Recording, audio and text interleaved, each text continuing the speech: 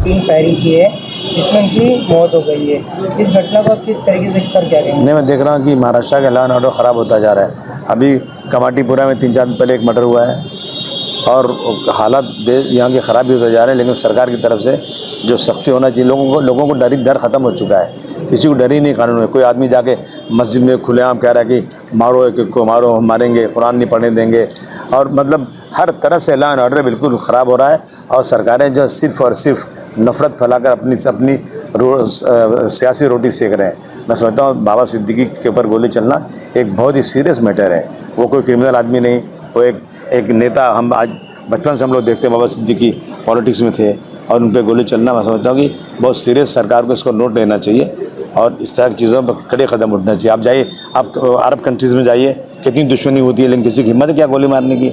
महाराष्ट्र के मुंबई में हाल ही में कांग्रेस छोड़कर एनसीपी में शामिल हुए बाबा सिद्दीकी की शनिवार की देर रात गोली मारकर हत्या कर दी गई। 3 हमलावरों ने उन पर 3 गोलियां चलाईं। उन्हें लीलावती अस्पताल में भर्ती कराया गया, जहां उनकी मौत हो गई। उनके निधन से राजनीतिक जगत में शोक की लहर दौड़ गई है। दिलचस्प बात यह है कि केंद्र सरकार की ओर से उन्हें वाई श्रेणी की सुरक्षा भी दी गई थी। इसके बावजूद उनकी हत्या को लेकर सवाल उठ रहे हैं। आखिर क्या है पूरा मामला? कौन है बाबा सिद्दीकी, जिनके लिए महाराष्ट्र के मुख्यमंत्री एकनाथ शिंदे ने भी आवाज उठाई है? जानने के लिए बने रहें वीडियो के अंत तक। लेकिन आगे बढ़ने से पहले अगर आप भी क्राइम स्टोरीज को सुनना पसंद करते हैं तो वीडियो को लाइक और चैनल को सब्सक्राइब करना बिल्कुल भी ना भूलें। बता दें कि बाबा सिद्दीकी ने 15 दिन पहले ही बताया था कि उनकी जान को खतरा है। इस बारे में उप मुख्यमंत्री अजित पवार को भी जानकारी दे दी गई थी। इसके बाद केंद्र सरकार की ओर से उन्हें वाई लेवल की सिक्योरिटी भी दी गई थी। सिद्दीकी की मौत ने सुरक्षा पर सवालों के पहाड़ खड़े कर दिए हैं, क्योंकि जिस वाई लेवल सिक्योरिटी की हम बात कर रहे हैं वो कोई नॉर्मल सिक्योरिटी नहीं है। वाई श्रेणी की सुरक्षा में 1 या 2 कमांडो और पुलिस कर्मियों सहित 8 जवानों का सुरक्षा कवच प्रदान किया जाता है। इसमें सुरक्षा के रूप में 2 पर्सनल सिक्योरिटी ऑफिसर भी प्रदान किए जाते हैं।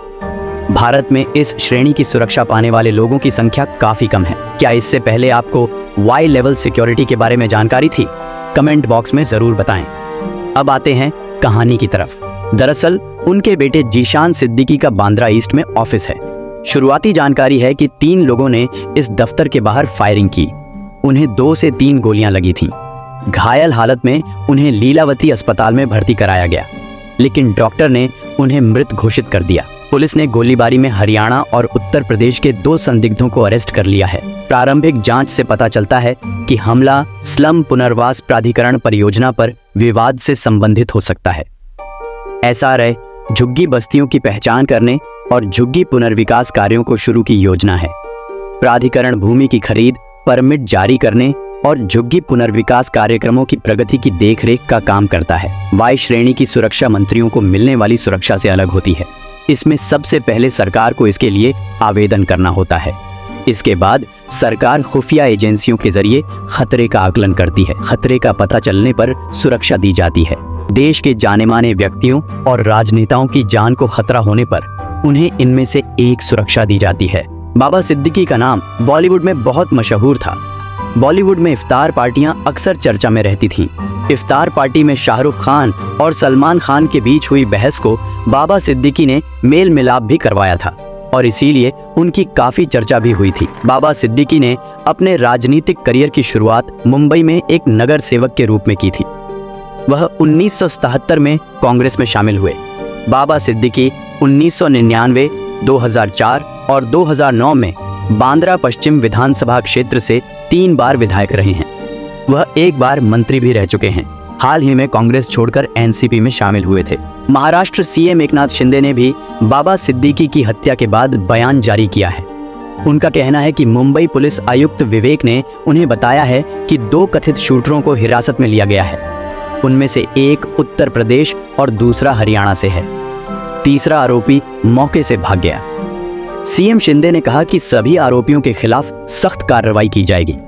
कोई भी कानून व्यवस्था को अपने हाथ में नहीं ले सकता। मुंबई पुलिस को निर्देश दिए गए हैं। एक पुलिस अधिकारी ने बताया कि गोलीबारी निर्मल नगर में कोलगेट ग्राउंड के पास उनके विधायक बेटे जीशान सिद्दीकी के कार्यालय के बाहर हुई।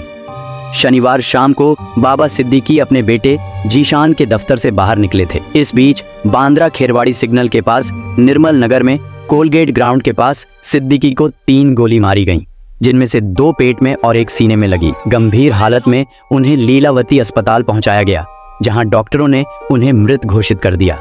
एनसीपी नेता सिद्दीकी की हत्या के बाद मुंबई पुलिस ने आसपास के इलाकों में सुरक्षा बढ़ा दी है। साथ ही सीसीटीवी कैमरों की फुटेज की भी जांच शुरू कर दी गई है। इसके अलावा पुलिस ने पूरे मुंबई में नाकाबंदी कर दी है। बाबा सिद्दीकी मुंबई में अल्पसंख्यक वर्ग के बड़े नेताओं में शुमार थे। लोकसभा चुनाव से पहले उन्होंने महाराष्ट्र कांग्रेस से इस्तीफा दे दिया था। हालांकि बाद में वे अजित पवार के नेतृत्व वाली एनसीपी में शामिल हो गए थे। बाबा सिद्दीकी के बेटे जीशान सिद्दीकी भी राजनीति में सक्रिय हैं। बाबा सिद्दीकी बांद्रा पश्चिम सीट से 1999, 2004 और 2009 में 3 बार विधायक रह चुके हैं और महाराष्ट्र में कांग्रेस की सरकार में मंत्री भी रहे। Baba Siddique Maharashtra housing and area development authority के मुंबई डिवीजन का अध्यक्ष पद भी संभाल चुके हैं। इस घटना के बारे में आपका क्या कहना है, कमेंट बॉक्स में जरूर बताएं। मिलते हैं अगली वीडियो में।